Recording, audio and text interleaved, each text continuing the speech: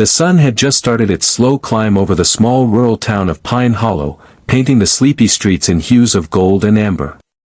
The town looked peaceful from afar, white picket fences, kids on bikes, church bells on Sundays, but under its well-swept sidewalks, something rotten had been festering for years. Sheriff Michael Holloway knew this all too well.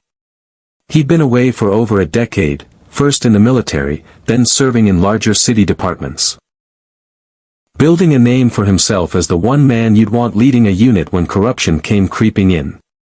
Now, at 45, with a steely calm in his eyes and a reputation for doing what's right no matter the cost, Michael had come back to the very town that raised him.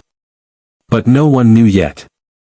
The county had kept his hiring under wraps, fearing retaliation from the deeply rooted rot that had spread through Pine Hollow's small police department. There had been rumors of extortion, false charges, intimidation, complaints whispered by trembling voices that never saw the light of day. For months, the state had investigated quietly, gathering files and testimonies. Now it was time for Michael to step in and clean house. But first, he wanted to see it for himself, without a badge, without the uniform, just a man in his old Ford Crown Victoria. He'd arrived late the night before, driving the same car he'd bought fresh out of the academy. Faded black paint, a slight dent on the passenger door, but reliable as a heartbeat. He parked it outside the rundown motel on the edge of town, near the gas station that doubled as a truck stop. It wasn't the grand homecoming anyone would expect for a new sheriff, but Michael didn't want grand. He wanted the truth. The morning air was crisp when he stepped out of his room, wearing worn jeans, boots, and an old flannel shirt. To any passing eye, he looked like a drifter, a man just passing through. He liked it that way. Across the lot, 2 marked police cruisers sat idling.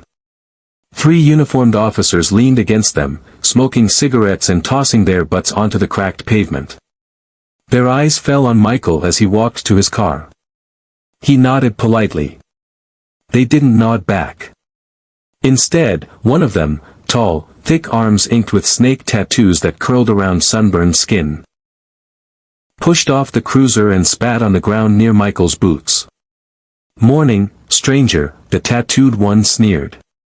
His name tag read Peters, though Michael already knew the names from the files. Peters, Sims, and Travis, 3 of the worst complaints came back to them. "Morning, officer," Michael said calmly. Peters' eyes narrowed. "Where you headed, huh? Don't see your kind around here." Michael glanced at his car. "Just passing through. Grabbing breakfast." Sims, shorter but with a belly that strained against his uniform, stepped closer. "Funny place to park, friend. Motel lots for paying guests. You pay up." Michael met his gaze evenly. "Sure did. Room 12. Travis, the youngest, lingered near the hood of the old Ford, peering through the windshield. "What's with this piece of junk? Stolen?" Michael forced a small smile. "Nope. Had it for years." The officers exchanged a look. Then Peters flicked his cigarette away, stepping so close Michael could smell stale tobacco and cheap cologne. "You know," Peters said slowly, "we got a problem in this town. Vagrants. Drifters. Folks think they can sleep in cars, steal from trucks, bring trouble." "I'm not trouble," Michael said calmly. "I'm just..." Before he could finish, Travis slammed his palm on the hood. "Pop the trunk." Michael raised an eyebrow. "Excuse me?" "You heard him." Sims barked. "We're conducting an inspection. Probable cause. Now pop it." Michael paused, looking at their smug faces. He could see it clear as day. This wasn't about his car. It wasn't about vagrants. It was about power, or at least their illusion of it. "Don't you need a warrant for that?" Michael asked. Peters let out a dry laugh. "Not around here, stranger. We're the law." Michael stared at him for a heartbeat, then turned and inserted the key. The trunk popped open with a creak, revealing a few duffel bags, a tire iron, an old blanket, and nothing else. Travis rifled through the bags anyway, pulling out clothes, an old hunting knife, a flashlight. He dropped them on the dirty pavement one by one, slow and deliberate. "Looks like burglary tools to me," Sims said with a wolfish grin. Michael said nothing.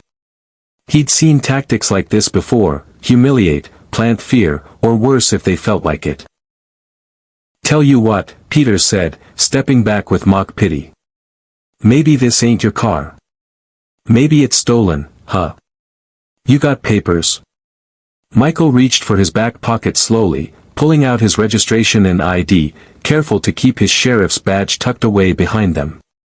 Peters snatched the documents, glanced at them, and then tossed them on the pavement. Oops. Michael didn't move. Then, like it was the most natural thing in the world, Sims pulled out a small lighter from his pocket and flicked it open. He turned to Travis. "You smell that gas, kid?" Travis glanced around and chuckled. "Yeah. Whole lot of leaking oil, too." Peters cracked his knuckles. "Sometimes you gotta send a message, stranger. We don't like drifters. We don't like nosy folks." Michael's jaw tightened. He knew what was about to happen but forced himself to stay calm. Travis stepped forward, flicking the lighter closer to the front tire. "Last chance, stranger. Turn around and leave town. Or this piece of junk stays here, permanently." Michael didn't flinch. "You sure about that?" Peter's grin widened. "Dead sure." A single flick, and the flame kissed the leaking oil near the tire. In an instant, the fire caught. It danced along the wheel well, bright and hungry. The crackle of burning rubber filled the silent lot. Sims whooped like a kid at a carnival. Michael stood motionless as the flames spread under the hood, thick black smoke curling into the morning sky. His memories flickered with every spark, miles driven, years spent, all of it going up in flames. The three officers watched him, waiting for him to panic, to beg, to run for help. He didn't. He simply watched his old car burn, eyes steady, jaw locked. When the windshield shattered with a sharp pop, Peters stepped closer, getting in his face. "Get out of Pine Hollow," he hissed.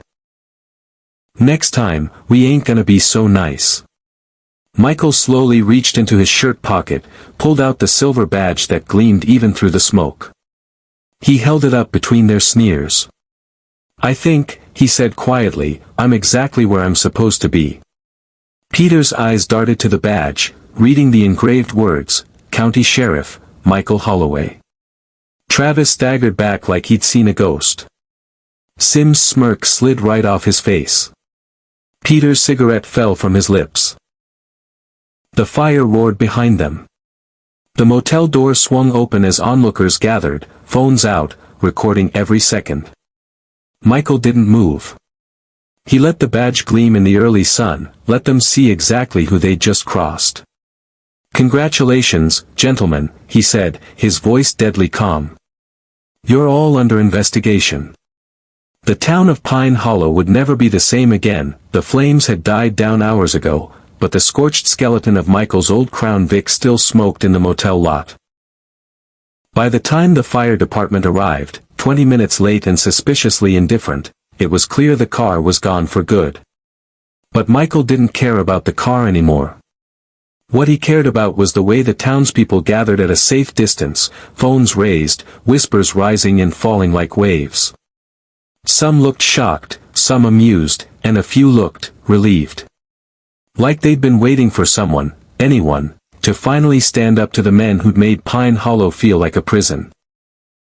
The three officers hadn't said a word since Michael showed his badge. Peters tried to bluster at first, claiming Michael had forged it, threatening to call the chief. But Michael simply pulled out his phone and made a single call to the county commissioner's office. Within 10 minutes, a pair of unmarked black SUVs pulled up to the scene. Deputy State Investigator Lorna Hayes stepped out first, sharp suit, braided hair pulled back tight, clipboard in hand. She barely spared a glance at the burning wreck. Her eyes found Michael and softened just a fraction. "Sheriff Holloway," she said, loud enough for everyone to hear. "Everything all right here?" Michael nodded once. "Couldn't be better, Investigator Hayes." She turned to the three officers, her tone slicing the air. "Officers Peters, Sims, Travis, you are hereby suspended, effective immediately. Turn in your weapons and badges." Sims stammered. Peters' face went red, veins bulging in his neck. Travis looked like he might cry. "You can't do this." Peters barked. "I'm calling Chief Rourke. Chief Rourke knows exactly what's happening," Hayes said flatly. "In fact, he's next." Behind her, more investigators emerged from the SUVs, men and women in plain clothes, state troopers in tactical vests, even a crime scene unit rolling in behind them. The motel lot transformed into a theater of accountability. Michael stepped forward, calm but commanding. "Officer Peters, Officer Sims, Officer Travis, turn in your badges now. If you resist, you will be arrested on the spot." Travis was the first to fold. He unclipped his badge with trembling fingers and handed it to Hayes. Sims followed suit, muttering curses under his breath. Peters, though, he stepped up to Michael until their noses nearly touched. The smell of burnt oil and rage clung to him. "You think this changes anything, Holloway?" he hissed. "You think you can come back here and clean this place up? Pine Hollow belongs to men like me. Always has. Always will." Michael didn't blink. "Not anymore." Hayes stepped in, snapping cuffs around Peter's wrists. The big man jerked but didn't fight, his eyes locked on Michael's, burning with a hatred that promised trouble ahead. "Book him," Michael said. "Destruction of private property. Threatening a sheriff. Abuse of authority. And get started on their houses. Search warrants are signed and ready." Hayes nodded and pushed Peters toward the SUV. Travis and Sims were led away too, faces pale, reputations unraveling under the mid-morning sun. By noon, word had spread through every diner, gas station, and bar in Pine Hollow. The new sheriff wasn't some political puppet or aging good old boy ready to look the other way. He was Michael Holloway, and he'd just burned the first rotten roots out of the ground. But the roots ran deep. Michael didn't even have time to get lunch before the pushback started. He'd barely stepped into the old brick sheriff's office, dusty plaques on the wall, a coffee pot that hadn't been cleaned since the Reagan administration, when his phone rang. It was an unknown number. He answered anyway. A slow, oily voice oozed through the line. "Sheriff Holloway. Heard you made quite the entrance."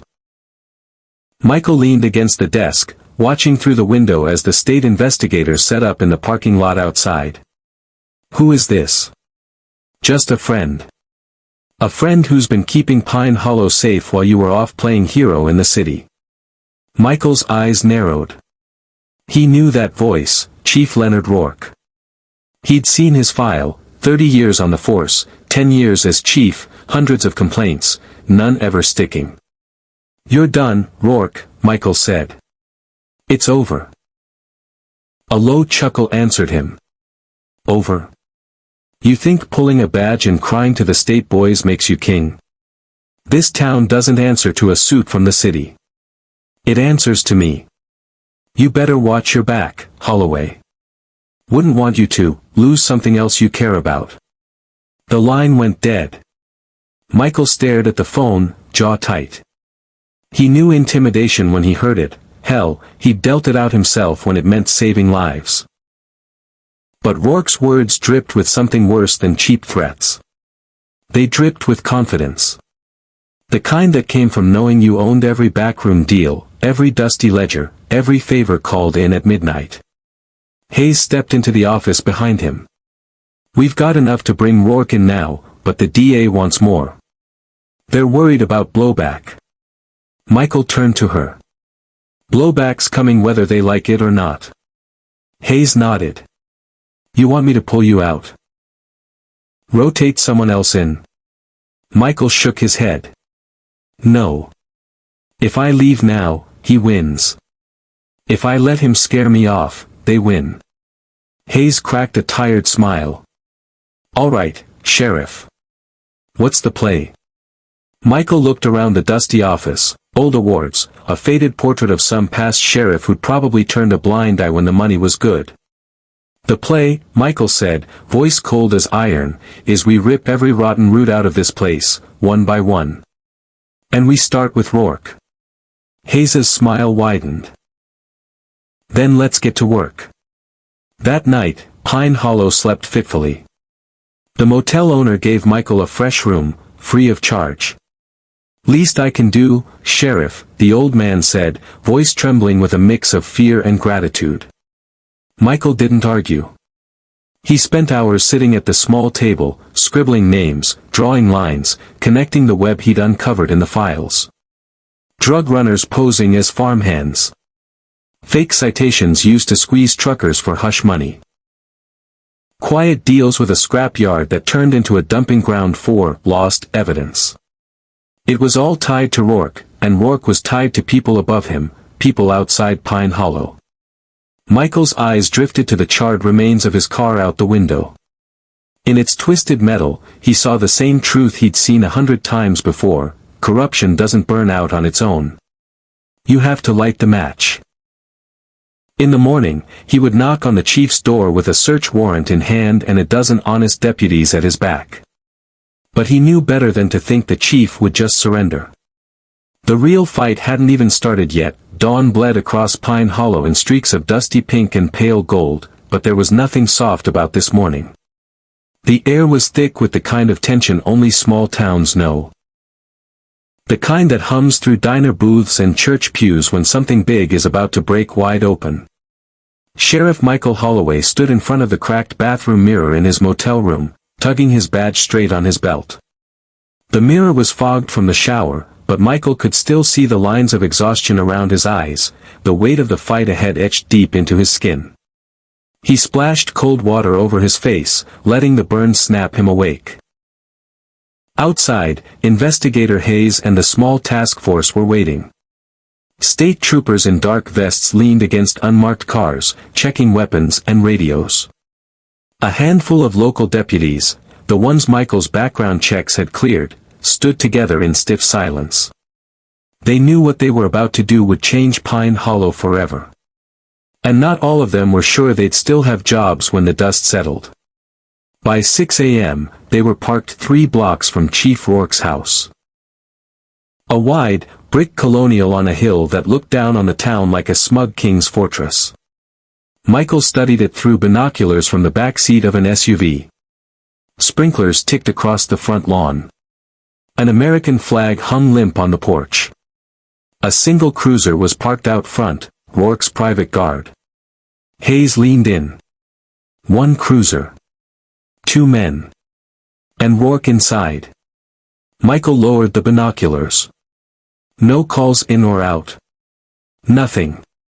He's probably sleeping like a baby. Michael snorted softly. Not for long. They moved just after sunrise. No lights. No sirens. Just boots crunching wet grass and the smell of summer earth as they surrounded the house. Michael took point with Hayes at his shoulder. He could hear the low crackle of radios, the soft clink of a shotgun safety switch being flicked off. He stepped up the porch steps, past the flag, past the wind chimes that jingled like nervous laughter. He pounded the door 3 times with his fist. Inside, silence. Then, muffled movement. A heavy tread. The door swung open and there he was, Leonard Rourke. 60, thick around the middle, hair slicked back from an expensive cut that tried too hard to hide how much he'd aged. He wore a threadbare robe over a crisp undershirt, the kind of man who slept in power even when he pretended he didn't.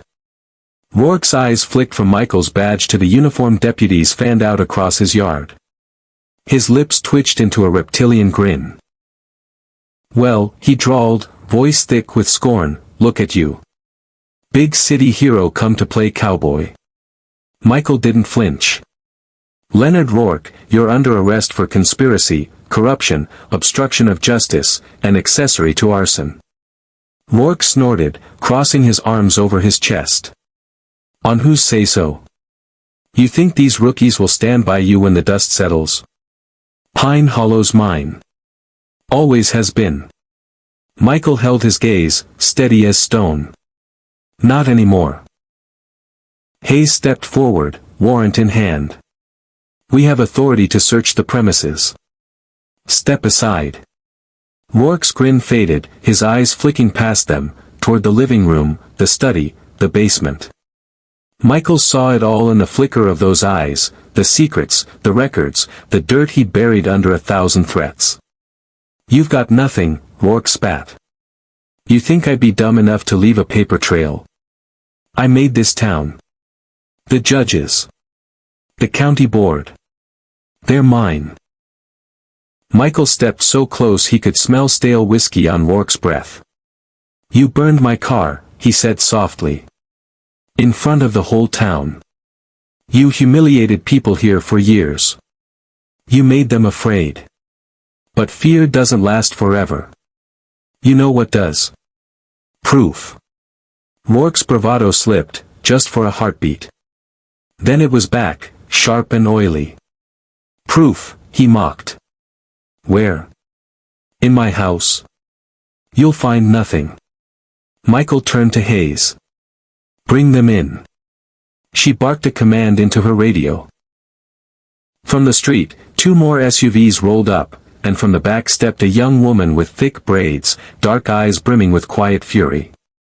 Behind her, an older man in overalls and a farmer's hat, clutching a battered file box to his chest. Rourke's eyes went wide. Recognize them? Michael asked, voice calm. You should. Lila Johnson. Harassed by your boys every month, forced to pay protection money to keep her late husband's shop open. And Sam Fisher. You remember Sam, don't you? You threatened to burn his barn to the ground when he wouldn't let your men stash stolen goods on his land. Rourke lunged for the door, but Michael was faster, pressing him back with an iron hand on his chest. They kept everything, Leonard, Michael said, voice dropping to a growl. Copies. Receipts. Recordings. You thought you could bury it. But you missed something. Rourke's eyes darted to Lila, who glared back with the hate of 1,000 quiet nights spent waiting for the knock on her door. Sam clutched his file box tighter, decades of secrets in battered folders and stained pages. You missed them, Michael said. Hayes snapped the cuffs around Rourke's thick wrists. The old chief didn't fight this time. He didn't speak. He just stared at Michael with eyes that promised there'd be more, that the fight wasn't over.